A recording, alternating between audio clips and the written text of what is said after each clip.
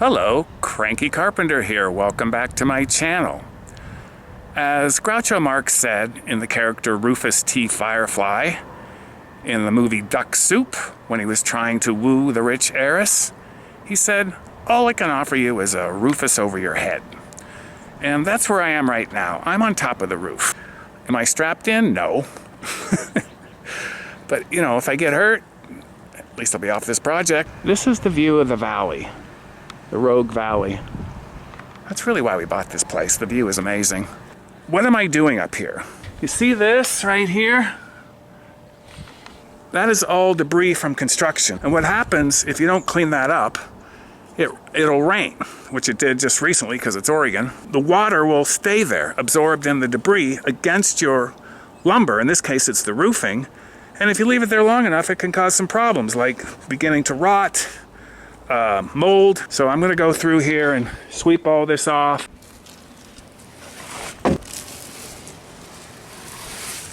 Something else that I learned early on that was vital when we started this build was the difference between plywood and OSB. Now, I could explain the differences, but it's the cure for insomnia. But this is what they look like. This is plywood. This is OSB. But plywood is better because it repels water better, and more importantly for us with the roofing, we're using metal roofing, it holds the screws tighter because a roof with metal expands and contracts and it puts pressure on that screw in your plywood, and plywood itself holds much better than this OSB. I could show you a little experiment here that I did myself that's been peer reviewed by the National Academy of Scientists who judge silly videos. I put this piece of plywood down here like several years ago. It's been through several winters. Now look at it. It's still strong. All the edges are intact.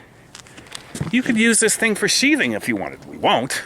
But look at this, a piece of OSB which has been out here for the same amount of time. It's cracked. It's falling apart.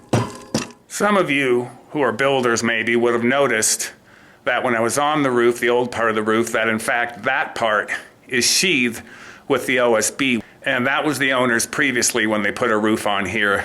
They went with the cheaper material.